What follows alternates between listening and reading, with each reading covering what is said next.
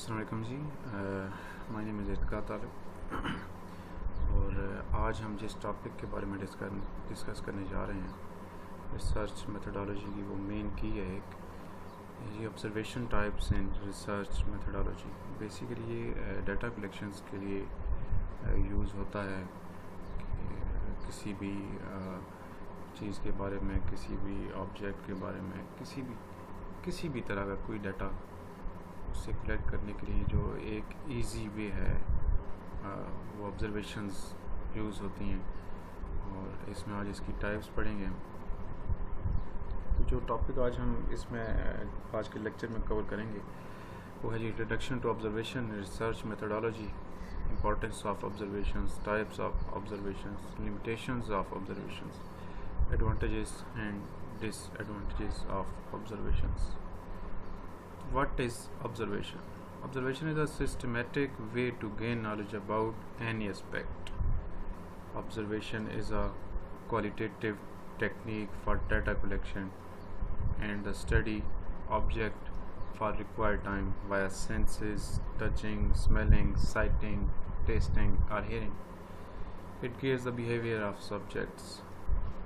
इसमें एक simple example अगर मैं दूँ तो आप दो इंसानों का कंपैरिजन करें तो एक ब्लाइंड है और एक जो है वो आई साइट उसकी सही है, वो देख सकता है। तो अगर वो उनके सामने हाथी ले आए तो आप जो ब्लाइंड है वो उसे टच करके चेक करेगा कि हाँ जी इसकी इस तरह वो चार टांगे हैं, एक एक चीज़ को टच करेगा, उसकी सूंड है, ये वो आँखें हैं, उसकी हाथ लगाएगा। लेकिन ये बेसिकली वो क्या कर रहा है, डाटा कलेक्ट कर रहा है, ये ऑब्ज़र्व कर रहा है। और दूसरा जो है वो विद नेक्ट आइज़ वो देखेगा तो देखने में ही उसे पता चल जाएगा कि हाँ जी विदाउट टचिंग साइटिंग से ही कि बेसिकली वो दोनों क्या कर रहे हैं, डाटा कलेक्ट कर रहे हैं किसी ऑब्जेक्ट के बारे में। ऑब्जेक्ट इसमें हमारा वो एलिफेंट है, हाथी है, तो उसके बारे में वो दोनों डाटा कलेक्ट कर रहे हैं। बड़ा ईजी वे है ये डाटा कलेक्ट करने के लिए। Importance of observations: it enables researcher to collect qualitative data that are difficult to attain by other means. कोई भी डाटा जो किसी और सोर्स से आप उसे गैदर करना हो, आपके लिए मुश्किल हो, वहाँ पे ये टेक्निक यूज़ होती है। collect sufficient data to have a sound and clear, और इससे हमें उस ऑब्जेक्ट के बारे में उतना डाटा कम अज़ कम मिल जाता है कि उसके बारे में हम कोई ना कोई मूव फॉरवर्ड, कोई एक स्टेप ले सकें, उसके बारे में कोई राय कायम कर सकें, उसके बारे में कोई एक फ़ाइनल अप्रोच हम कायम कर सकें। तो ये इतना डाटा हमें इससे मिल जाता है। Collect initial detail for study, और बेसिक डाटा तो हम इसे लेते ही हैं प्रिसाइज इंटरप्रिटेशन के लिए ऑब्जर्वेशन से। Gather data from laboratory through experiment, आप एक्सपेरिमेंट करते हैं लैब्स में जाके। बेसिकली क्या है, आप रिजल्ट्स को मैच करते हैं, मुख्तलिफ़ किस्म के कॉम्बिनेशंस चेक करते हैं, फिर उनके जो आउटकम जो भी रिजल्ट्स आते हैं उनका कंपैरिजन करते हैं कि हाँ जी हमने पहले ये कॉम्बिनेशन यूज़ किया तो हमारे पास ये रिज़ल्ट्स आए, फिर हमने ये कॉम्बिनेशन यूज़ किया तो हमारे पास ये रिज़ल्ट्स आए। तो डिफरेंट हम एक सिनेरियो क्रिएट करते हैं। बेसिकली कर क्या रहे होते हैं हम, ऑब्जर्वेशंस, और ऑब्जर्वेशंस से हमारे पास क्या हो रहा होता है, डाटा कलेक्ट हो रहा होता है। और डाटा कलेक्ट होने के बाद हम एक फ़ाइनल कंक्लूड करते हैं कि हाँ जी फ़लाँ की चीज़ इस कॉम्बिनेशन में उसका ये रिज़ल्ट है, ये बेस्ट कॉम्बिनेशन है। तो आगे जी types of observations: participant observation and non participant observation. Observe करने के जो ऑब्ज़र्वर है वो खुद किसी भी सिनेरियो में खुद वो पार्टिसिपेट कर रहा है, या कि वो दूर बैठ के वो जो फिनोमेना हो रहा है, अक्कर हो रहा है, उसे ऑब्ज़र्व कर रहा है। तो दो किस्म के होते हैं, एक स्ट्रक्चर ऑब्जर्वेशंस, एक अनस्ट्रक्चर ऑब्जर्वेशंस। मतलब आप एक पहले चीज़ सेट कर लेते हो किसी चीज़ के बारे में कि हाँ जी किसी चीज़ के बारे में हमने 10 पॉइंट ऑब्ज़र्व करने हैं कि उसमें ये खूबियाँ हैं कि नहीं। तो उसी लिमिटेड सिनेरियो के अंदर है कि हम वो 10 चीज़ें ही नोट करते हैं, ये है स्ट्रक्चर। अनस्ट्रक्चर्ड होता है कि भी हम आप उसी टाइम आप डिसाइड करते हो कि हाँ जी फ़लाँ में ये चीज़ बेहतर है, ये चीज़ इधर इस तरह क्लिक कर रही है, तो अनस्ट्रक्चर्ड है, वो पहले डिफाइन नहीं होता कि आप ये चीज़ नोट करेंगे। Controlled observation and uncontrolled observations, same इसी तरह ही कि कंट्रोल्ड ऑब्जर्वेशंस होती हैं कि जो वेरिएबल हैं कोई भी किसी किस्म के, अगर आप लैब की बात करें तो एक डिफरेंट या एक स्पेसिफिक टेम्परेचर रखा होता है कि इसमें आपने ये एक्सपेरिमेंट करने हैं, इस तरह का करना है ये रिज़ल्ट लेने के लिए, तो एक कंट्रोल्ड इन्वायरमेंट होगा, कंट्रोल्ड ऑब्जर्वेशंस आएंगी। एक होता है अनकंट्रोल्ड, इसमें आप किसी किस्म की कोई लिमिटेशन नहीं लगाते, तो उससे जो रिजल्ट्स आएंगे, जो ऑब्जर्वेशंस आएंगे, जो भी डाटा कलेक्ट होगा वो अलग होगा। तो आगे हम इन्हें ज़रा फर्दर हम डिस्क्राइब करते हैं। पार्टिसिपेंट ऑब्जर्वेशंस, तो ये पार्टिसिपेंट ऑब्जर्वेशंस ये है कि अक्सर NGOs वगैरह या इस तरह की जो भी कंपनीज़ वगैरह होती हैं एक एक्टिविटीज़ करवाते हैं थोड़े थोड़े टाइम के बाद, तो वो उसमें उनकी टॉप मैनेजमेंट भी पार्टिसिपेट कर रही होती है। तो एक गेम्स का इस तरह की वो एक बाकायदा फंक्शन अरेंज करते हैं। वो करना क्या होता है, बेसिकली एक केमिस्ट्री डेवलप करनी होती है और उसके अंदर वो जज करना होता है कि किसका बिहेवियर कैसे है, किसको कैसे टैकल करना है, किस में क्या फ्लॉज हैं, किस में क्या प्लस पॉइंट्स हैं। तो इस तरह की एक्टिविटीज़ वो रखते हैं हर 3 महीने 6 महीने बाद, और इनका मकसद भी इसी तरह की ही होता है कि ऑब्ज़र्व करना बेसिकली, और जो भी चीज़ें हैं उसको कैसे टैकल करना है। स्ट्रेंथ इसकी है, it is quite effective method to study natural habit behavior such as socially or wildlife. It is an effective way to study the participant or group of participant closely and intimately. Weakness ये है कि longer time span is required. अब वो बिलफर्ज किसी form में अगर 4000 बंदा है तो इस तरह वो किस तरह वो पार्टिसिपेट करे ऑब्जर्वर हर किसी के साथ, तो एक लिमिटेशन है इसमें, एक लिमिटेड लेवल तक आप लेके जा सकते हैं इसको। तो और दूसरी वीकनेस ये है कि मे बी ऑब्जर्वर जो है बायस्ड हो जाए किसी में, ज़ाहिर है ह्यूमन नेचर में आ जाता है, तो उस तरह रिजल्ट वो शायद ना दे पाए, एक पर्सनल इंटरेक्शन उसका आ जाता है। आगे जी नॉन पार्टिसिपेंट में ये होता है कि ऑब्जर्वर जो है वो साइड पे बैठ के देख रहा होता है। अक्सर आर्मी में ISSB के जो टेस्ट वगैरह होते हैं तो वहाँ पे जो कैडेट्स होते हैं वो 7-8 का ग्रुप बना होता है, वो उसको एक्टिविटीज़ वगैरह असाइन कर देते हैं कि आपने ये करना है वो करना है। तो एक GTO group testing officer side पे बैठ के वो देख रहा होता है कि कौन सा बच्चा कैसे बिहेव कर रहा है, उसका क्या पार्टिसिपेशन लेवल है, क्या उसका क्रिएटिव माइंड कैसे कैसे आइडियाज़ लेके आ रहा है, इस तरह की चीज़ें वो साइड पे बैठ के देख रहा होता है, लेकिन ख़ुद वो डायरेक्टली पार्टिसिपेट नहीं कर रहा होता। तो स्ट्रेंथ इसमें ये है कि रिसर्चर बायस इज़ एरेडिकेटेड,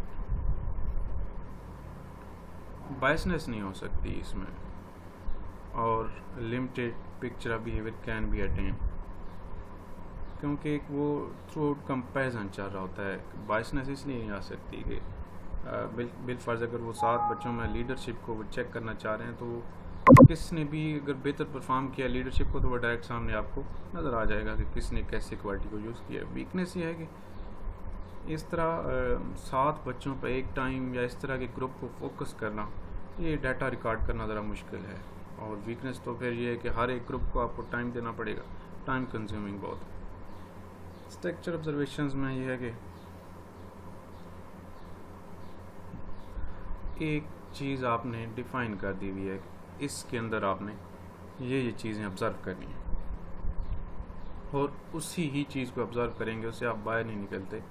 तो ये इसे स्ट्रक्चर ऑब्जर्वेशंस कहते हैं। जैसे स्ट्रक्चर इंटरव्यूज़ जस्ट लाइक कि आप पहले डिफ़ाइन कर देते हैं कि ये क्वेश्चंस पूछेंगे और इस तरह हम अगर बच्चे ने वो आंसर कर लिए तो उसका ये लेवल होगा, अगर ये ना दे सका तो उसका ये लेवल होगा। तो एक स्ट्रक्चर आप पहले डिफ़ाइन कर देते हैं कि हमने इसी के अंदर रहना है, इस सर्कल के अंदर रहना है, उसी के अंदर ही आप जज करते हैं, डाटा कलेक्ट करते हैं।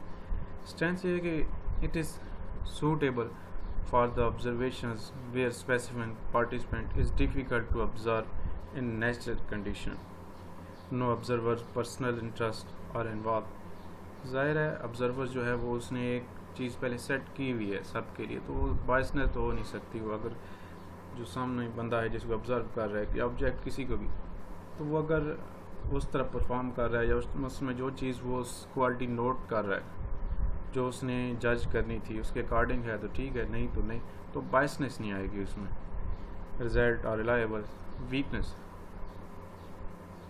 Same approach to me made for performing iterations process is slow and expensive है। इसमें आप वन बाय वन इस तरह आप एक बंदे का डाटा चेक करें और टाइम कंज्यूमिंग भी है, एक्सपेंसिव भी है।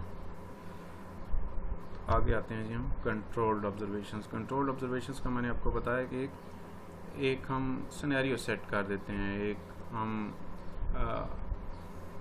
एक हम बाउंड्री सेट कर देते हैं, एक हम वैल्यू सेट कर देते हैं, उनको हम नहीं चेंज कर सकते उसी के अंदर। जैसे केमिकल लैब्स का कि एक स्पेसिफिक टेम्परेचर, एक एनवायरनमेंट क्रिएट कर दिया जाता है और उसी के अंदर ही ऑब्जर्वेशंस कैलकुलेट की जाती हैं, नोट की जाती हैं।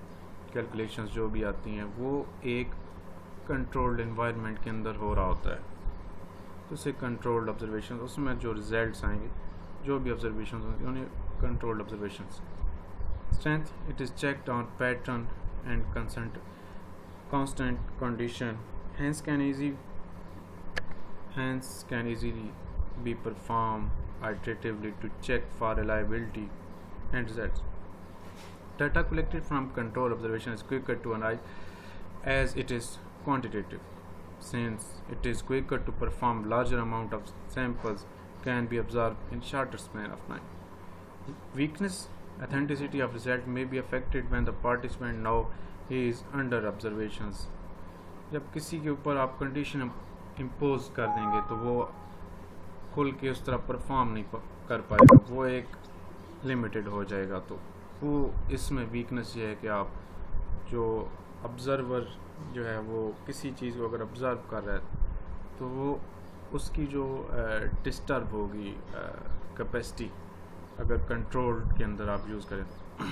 अनकंट्रोल्ड में ये किसी किस्म की कोई बाउंड्री नहीं होती और आप किसी किस्म की कोई लिमिटेशन नहीं लगाते।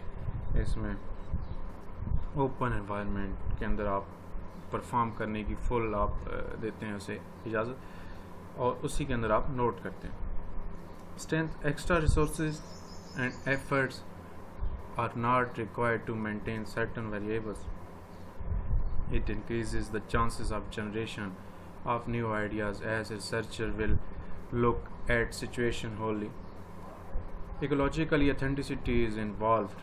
Weakness, reliability of result would be questions as data is assessed on different variables at different time. Reliability disturb ज़रूर होगी क्योंकि उसे रीचेक करना बड़ा मुश्किल है अनकंट्रोल्ड के अंदर कि दूसरे के साथ रिजल्ट आप किसके साथ मैच करेंगे कि ये चीज़ आपने जो भी की है वो सही है कि नहीं, तो इसकी रिलायबिलिटी का बड़ा इशू है। Limitations of observation limitation only current behaviour of group can be observe. Scenario जो आपके सामने चल रहा है आप उसी को ऑब्जर्व कर सकते हैं। आपको नहीं पता ये बाद में क्या होगा, आपको नहीं पता इससे पहले क्या होगा। करंट सिनेरियो बेस आपके पास रिजल्ट आएंगे। Not all occurrence might lend themselves to observation और हर एक चीज़ को आप डेटा कलेक्शन में नहीं यूज़ कर सकते। किसी भी आप जो ड्यूरिंग ऑब्जर्वेशंस हर एक चीज़ आपको ये नहीं होगी कि ये ऑब्जर्वेशन आपको जो आपने नोट की हुई है डाटा ये स्पेसिफिक सही है। For the moment may be वो बाय चांस उस ग्रुप से वो परफॉर्म हो जाए या किसी भी, तो हर एक चीज़ को आप बेस नहीं बना सकते कि ये मैंने ऐसे किया। Personal biasness might make personal biasness जो ऑब्जर्वर है मे बी ह्यूमन नेचर की वजह से उसके रिजल्ट डिस्टर्ब हों। This process is very slow. Data collection के लिए जो ऑब्जर्वेशन शुरू होती हैं इसमें प्रोसेस लेंथ ही एक्सपेंसिव है, ये मेन लिमिटेशन है इसकी। एडवांटेजेस ये है कि डाटा कलेक्शन का प्रोसेस सिंपल है, प्रोसेस आप इजीली अडॉप्ट कर सकते हैं। Helpful in collecting meaningful data for the analyst.